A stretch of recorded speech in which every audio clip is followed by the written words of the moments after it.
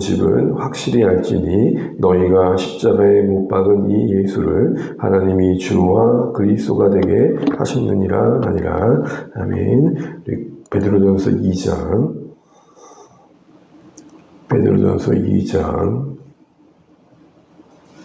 9절 함께 읽겠습니다. 2장 9절입니다. 그러나 너희는 택하신 족속이요 왕같은 제사장들이요 거룩한 나라요 그의 소유된 백성이니 이는 너희를 어두운 데서 불러내어 그의 기이한 빛에 들어가 계신 이의 아름다운 덕을 선포하게 하려 하십니다. 아멘. 네, 오늘도 짤주한 찬양합니다. 기도 감사합니다. 복 많이 받으세요. 고맙습니다. 네. 이제 좀 제법 선선해져 갑니다. 네, 또 가을 갑자기 또 추워질까 또 걱정되는데 건강관리 일교차 가운데 잘 하시면 좋겠습니다. 우리 오늘 함께 계속해서 소요리 문답 살피고 있는데요. 우리가 함께 오늘 볼 내용은 23문입니다. 그 질문은 그렇습니다. 그리스도께서 우리의 구원자로서 행하신 직무는 무엇입니까? 라는 것이죠. 오늘 이 질문을 이해하기 위해서 조금 더 앞에 내용을 개괄적으로 쭉 다시 한번 정리를 해보자면 일단 13문에서 19문까지 한마디로 말하는 이야기하고자 하는 바는 제 아래에 있는 인간의 현실이죠. 그것은 또 다른 말로 타락이고요. 그 타락은 결국 우리 안에 죄와 비참함을 만들었죠. 죄라 할 때는 어느 누구도 이 죄의 권세로부터 자유롭지 못하는 것이고 비참함이라고 할 때는 그 결과가 참혹하다라는 것입니다. 그것은 하나님과의 단절이었고 그로 인한 우리가 겪는 모든 불행의 원인이 그곳에 있었습니다. 이것은 긍정적인 표현을 바꾸자면 구원이 필요한 인생이다라고 말할 수 있는 것이죠. 왜냐하면 그 비참함 안에는 스스로 우리를 건져낼 수 없는 무능함도 포함되어 있기 때문입니다. 그래서 이 신문에서부터 등장하고 있는 것은 그렇다면 이 현실에 던져진 우리를 하나님은 어찌 대하셨느냐라는 것입니다. 하나님께서는 그 모든 인류의 죄와 비참함을 어떻게 바라보셨느냐라고 할 때 내버려 두지 않으시고 은혜의 언약을 세우셨다라고 했습니다. 그 가정에 예정과 선택이 있었고요. 은혜의 언약이라고 할 때 가장 중요한 것은 이전에는 우리의 행위에 근거하여 하나님과의 우리의 관계를 말씀해 주셨다면 이제는 중보자를 통해서 우리를 하나님과의 관계 속에서 초대하고 계심을 말합니다. 구속자, 중보자의 개념이 등장하는 거죠. 그래서 자연스럽게 그럼 그 구속자는 누구냐?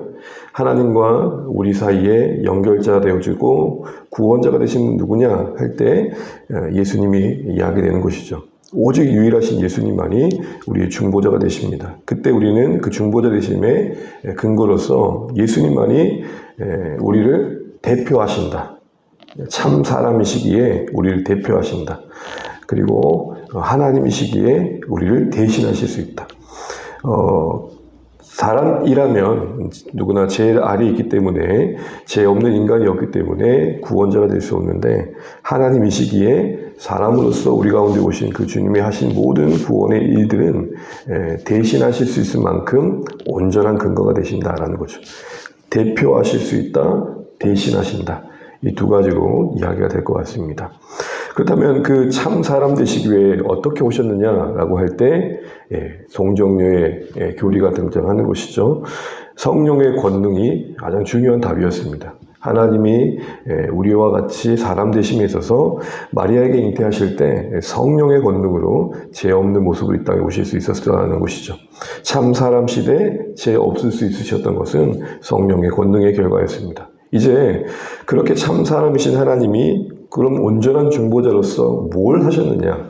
앞서 한 이야기는 그분의 존재됨이라면 이제 23문부터 28문까지는 그런 그 중보자로서 도대체 무슨 일을 하셨느냐는 거죠. 이 질문에 대한 답은 결국 우리의 구원의 근거가 되신 예수님은 어떤 일을 하셨느냐라는 것이고 결국 더 한 걸음 나아가서 우리는 우리의 구원의 그 근거와 방향을 이 예수님이 하신 일의 기초에서 이해하고 인식하고 삶으로 살아낼 수 있어야 된다라는 논리적인 전개가 이루어지는 겁니다. 질문이 뭐였다고 그랬죠? 그리스도께서 우리의 구원자로서 뭘 하셨느냐? 그 직분을 말하는 겁니다. 여기에 대한 답은 이렇습니다. 예수님께서 우리의 구속자로서 선지자요, 제사장이요, 왕의 직분을 행하시되 선지자요 제사장이요 왕의 직분을 해다시되 낮아지시고 높아지시는 그 과정에서 그 지위에서 이루셨습니다 라고 되어 있습니다. 5가지 개념이 나옵니다. 선지자, 제사장, 왕. 요 3가지는 조금 어려운 말로 예수님의 삼중직이다. 3가지 직분이다 라고 말합니다. 많이 들어보셨죠? 그리고 이 3 직분을 이루시는 과정 속에 낮아지셔야 했고 높아지셨다. 낮아지심은 소위 비하, 높아지심은 승귀라고 할 때, 낮아지심은 하나님이신 그분이 그 영광의 자리를 내려놓으시고 우리와 같이 되신 것과 십자가까지 지신 것, 그리고 십자가에 지신 그분이 부활 승천하셔서 영광의 보좌에 앉으신 것, 이 모든 전체적인 예수님의 과정을 말하는 것입니다. 이 개념 속에서 우리 이제 앞으로 하나씩 다뤄볼 텐데요. 그래서 24문에서는 선지자, 25문에서는 제사장, 26문에서는 왕, 27문, 28문에서는 낮아지시고 높아지시면 이 5가지 개념이 이제 하나씩 언급됩니다. 오늘 좀 전체적인 내용을 좀 얘기해보자면 이렇습니다. 먼저 우리가 구원, 구속을 얘기할 때 그 개념과 정의를 다시 한번 할 필요가 있는데요.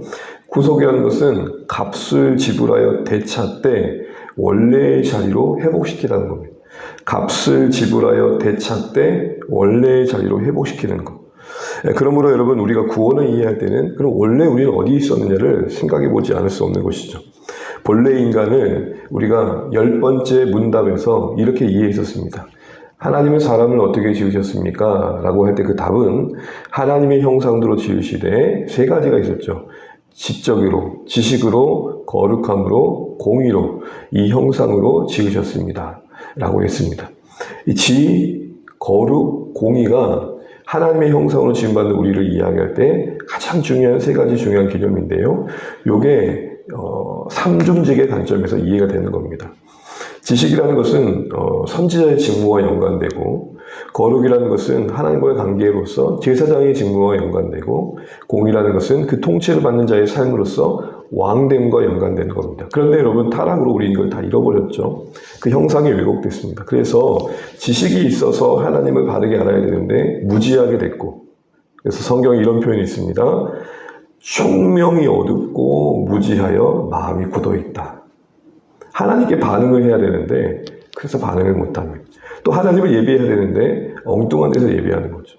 2번째로는 이 거룩함을 상실하여 제 아래에 있게 되었죠. 이건 너무나 우리가 계속 다뤘던 내용입니다. 그래서 용서가 필요한 존재가 되었고, 하나님과 함께 하나님 감히 나아갈 수 없는 자가 되었습니다.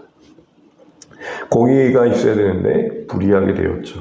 그런데 여러분, 이런 현실에 있는 우리의 구속자로서 그리스도는 이 각각의 영역의 역할들, 그 회복을 이루셨다는 겁니다. 그래서 여러분, 예수님의 이 삼중직은 우리의 본래 인간과 그것을 잃어버린 관점에서 보면 절실합니다. 그래서 여러분, 예수님의 삼중직은 이렇게 이해됩니다. 무지했던 우리에게 빛이 되신 예수님, 빛이 되신 예수님. 그래서 나는 빛이요 라고 나의 딸들은 어둠 가운데 있지 않을 것이다 할 때 같은 맥락에서 그렇게 이해가 되는 겁니다. 그래서 하나님의 아들 예수님이 빛으로서 선지자 역할을 해주셨기 때문에 우리는 하나님을 알게 됩니다. 나를 본 자가 아버지를 안다 하셨습니다. 엉뚱한 데서 하나님인 줄 알고 예배했던 것들을 우리가 다 내려놓을 수 있게 되는 것이죠. 그 빛 아래에서 하나님인 척 했던 모든 것들의 실체가 벌거벗겨지는 것입니다. 선지자이신 예수님의 사역을 통해서 우리는 그 계시에 의해 하나님을 알게 되고 구원의 뜻을 알게 되고, 얼마나 감사합니까? 하나님을 알지도 찾지도 못된 우리에게 이런 일들을 이루어 주시는 거죠. 또한 제사장으로서의 그분의 사역은 길이 되어 주십니다. 감히 하나님께 나아갈 수 있던 우리에게 생명의 길을 여신 것. 그래서 그 희생의 근거로 우리는 그 중보하심에 대속하심으로 하나님과의 관계 속에 거할 수 있게 된 거죠. 또한 왕으로서 그분은 흑암의 권세 아래 벗어날 수 없는 그 사망의 권세한 우리를 건져내어 골로새서 버전으로 바꾸자면 그 아들의 사랑의 나라로 옮기셨다. 하나님 나라의 참 이름이 멋있잖아요. 사랑의 나라로 옮기셨다. 그 아들이 통치하시는 사랑의 나라로 우리를 옮기셔서 그 안에서 보호받게 하시고 다스림받게 하셔서 불의에 찌든 우리가 의로움을 회복하여 그 기쁨을 알게 하십니다. 여러분, 불순종할 때보다는 순종할 때 더 기쁘잖아요. 바로 그런 은혜 아래 거하게 하신다는 것. 이걸 쉽게 말하면 이렇습니다. 죄를 깨닫게 하셔서 회개하게 하시고, 회개한 인생들을 정결케 하시며, 그 정결한 인생들을 다스려 온전케 하신다. 다시요. 죄를 깨닫게 하셔서 우리를 회개케 하시고, 항복하게 하시고, 회개한 인생들을 씻어 정결케 하시고, 정결케 된 그 인생들을 그 뜻대로 다스려 온전케 하신다. 이게 그리스도의 삼중직에 근거해 우리가 잃어봤던 하나님의 영생을 회복하시는 사역인 것입니다. 세 키워드로 정리가 될 것 같아요. 빛이신 예수님, 길 되신 예수님, 나라이신 예수님. 여러분, 이제 우리가 이 각각의 내용들을 좀 더 구체적으로 내일부터 살펴볼 텐데, 이런 결론을 좀 내리고 싶습니다. 우리가 구원받았다는 게 이런 개념이라면 예수님의 이 삼중직에 근거해서 우리의 구원을 이해할 필요가 있습니다. 이거를 그래서 베드로전서는 이렇게 말합니다. 2장 9절, 너무 잘하신 말씀인데 이렇게 말하죠. 너희는 택하신 족속이며 왕같은 제사장이요 거룩한 나라요 그의 백성이. 여기에 삼중직이 고스란히 담겨 있는 겁니다. 그러니까 우리가 구원을 회복했다는 것은 이 삼중직의 관점에서 우리의 해야 될 일을 바르게 아는 것입니다. 예수님을 통해 하나님을 더 알아가는 것입니다. 예수님을 근거해 하나님께 더 안기는 것입니다. 예수님의 통치 아래서 하나님의 다스림을 받는 것입니다. 그 삼중직의 근거에 우리의 구원의 현실을 이해하고 그것이 우리의 구원이 되고 우리의 구원의 근거와 방향이 될 때 우리의 구원이라는 게 막연하지 않고 좀 더 구체화되는 것이죠. 그래서 여러분, 성경은 이렇게 맥락 속에 연결되어 있습니다. 우리가 잃어버린 게 무엇인지, 예수님이 우리 안에서 되찾아 주신 게 무엇인지, 그러기에 우리가 살아야 될 게 무엇인지, 생뚱맞게 엉뚱하게 이야기되지 않고 항상 성경은 이렇게 일련의 맥락 속에 우리의 구원의 이야기를 설명해 주고 있습니다. 그러니 신자된 우리도 우리의 구원을 막연하게만 이해하는 게 아니라 조금 더 명확한 개념 속에서 맥락을 가지고 이해해 갈 때 우리가 엉뚱한 이야기에 흔들리지 않을 것입니다. 그리스도 안에서 우리를 회복하셔서 우리를 어디로 부르고 계시는지를 오늘 이 개념 속에서 바르게 이해하셔서 우리의 구원의 기초가 예수 그리스도시요, 우리의 구원의 내용이 예수 그리스도시요, 우리의 구원의 방향이 예수 그리스도이신 온전한 삶의 열매들을 맺혀가시기를 주님의 이름으로 축복합니다. 기도하겠습니다. 네, 오늘 허락하신 한 달 감사하면서요, 특별히 오늘 주신 말씀 묵상을 믿겠습니다. 우리가 잃어버렸던 그 형상을 그리스도의 그 세 가지 직분을 통해 이루십니다. 하나님을 알 수 없었던 무지한 가운데 우리에게 빛이 되어주시고, 무엇보다도 하나님께 감히 나갈 수 없는 우리를 안으셔서 정결케 하시며, 우리 스스로 주인 되어 오그려졌던 우리 생애의 불행함을 이제는 끊으시고, 온전한 통치자가 되셔서 사랑의 아들의 나라에서의 안식을 주십니다.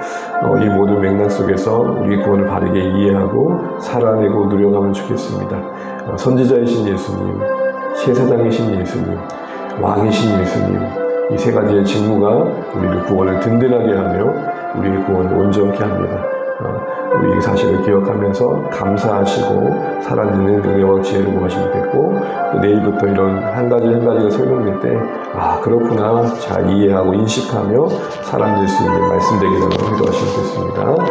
특별히 주의 몸된 교회 주여 기도해 주시고, 그월의 사역들을 위해서 특별히 우리가 영혼을 품는 일들에 주의 은혜가 있도록 기도해 주시고, 안전하게 일정들이 잘 진행되고 계획될 수 있도록 10월 9일에 부여한표 함께하는 가을 여행을 위해서도 기도 부탁드리겠습니다. 여러분도 각자 기도를 가지시고 기도하겠습니다. 하나님 은혜를 감사합니다. 오늘 우리에게 허락하시는 날 살아내게 하시고 복된 날 우리가 주님의 은혜와 공유를 구하며 이 아침을 맞이하게 하시는 줄 감사합니다.